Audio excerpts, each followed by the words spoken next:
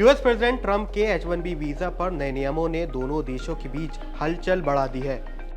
नए नियमों में वीजा फीस में 100 गुना की बढ़ोतरी की वजह से आईटी प्रोफेशनल्स के बीच एक बड़ा कंफ्यूजन नजर आया, जिसके बाद यूएस प्रेस सेक्रेटरी की ओर से भी सैटरडे को क्लैरिफिकेशन भी जारी किया गया। लेकिन ट्रंप के इस नए कदम की वजह से इंडियन आईटी कंपनीज और प्रोफेशनल से ज्यादा नुकसान तो मेटा, अमेजॉन और माइक्रोसॉफ्ट का होने जा रहा है। इसे समझने के लिए आपको वीजा प्रोसेस और कंपनीज के स्ट्रक्चर्स को समझना होगा।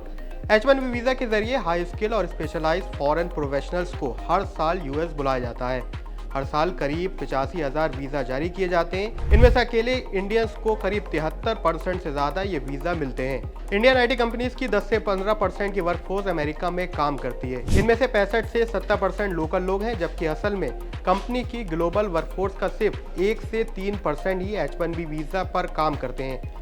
कंपनी वाइज देखें तो सबसे ज़्यादा TCS के 5500 एम्प्लॉयज़, इन्फोसिस के 2004 और LT माइंट्री के करीब 1860 एम्प्लॉयज़ H-1B वीज़ा पर काम कर रहे हैं। इनमें से नए नियमों के मुताबिक अगर कंपनीज को $1 लाख प्रति कर्मचारी फीस देना पड़े तो इसे 3 से 6 साल के दौरान हर साल प्रति कर्मचारी $16,600 से लेकर $33,000 का एक अतिरिक्त बोझ पड़ेगा।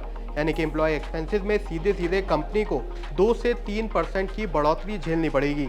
जबकि इसकी जगह कंपनीज अगर लोकल हायरिंग करती हैं तो उन्हें 25 से 30% ज़्यादा खर्च पर हायरिंग करना पड़ेगी, जिससे भी एम्प्लॉय एक्सपेंसेस सीधे 2 से 4% की बढ़ोतरी होगी।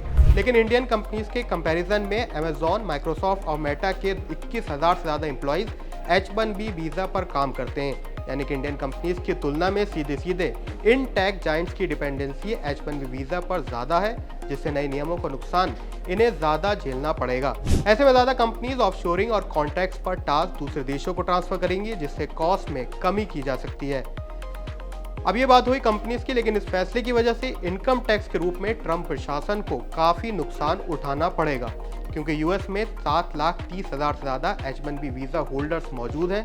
यूएस इकोनॉमी में इनके कंट्रीब्यूशन को देख लीजिए, करीब 86 बिलियन पर ईयर, यानी करीब 7.5 लाख करोड़ से ज़्यादा का कंट्रीब्यूशन इकोनॉमी में ये लोग करते हैं। जबकि हर साल H-1B वीज़ा होल्डर $35 बिलियन यानी करीब 3 लाख करोड़ से ज़्यादा का टैक्स भी देते हैं। हालांकि पुराने H-1B वीज़ा होल्डर्स पर नए नियम लागू नहीं होंगे, लेकिन अगर कॉन्ट्रैक्ट का ट्रेंड बढ़ता है और यूएस में बढ़ती कॉस्ट की वजह से H-1B वीज़ा होल्डर्स दूसरे देशों का रुख कर सकते हैं, जिसका सीधा मतलब है कि इस टैक्स रेवेन्यू पर ट्रंप प्रशासन को बड़ा नुकसान उठाना पड़ेगा।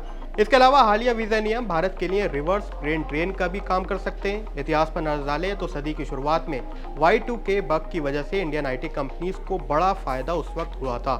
उस समय TCS, विप्रो और इन्फोसिस ने Y2K प्रोजेक्ट के जरिए काफी कमाई की थी। हालांकि उस समय H-1B वीजा के नियम काफी सख्त थे।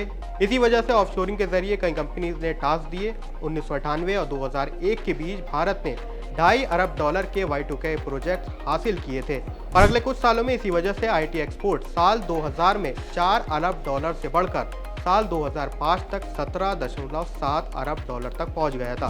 यानी इसका सीधा मतलब है कि ब्रेन ड्रेन से इंडियन कंपनीज और इंडियन आईटी प्रोफेशनल को फायदा हो सकता है। उनकी खर्च बढ़ेगा अगर वो यूएस की जगह भारत में रहकर काम करते हैं, और साथ ही भारत की टैक्स रेवेन्यू में भी फायदा होगा। इसका ओवरऑल फायदा सरकार को भी हो सकता है। तो ट्रंप प्रशासन के इस नए नियम पर आपकी क्या राय है, हमें कमेंट सेक्शन में जरूर लिखें।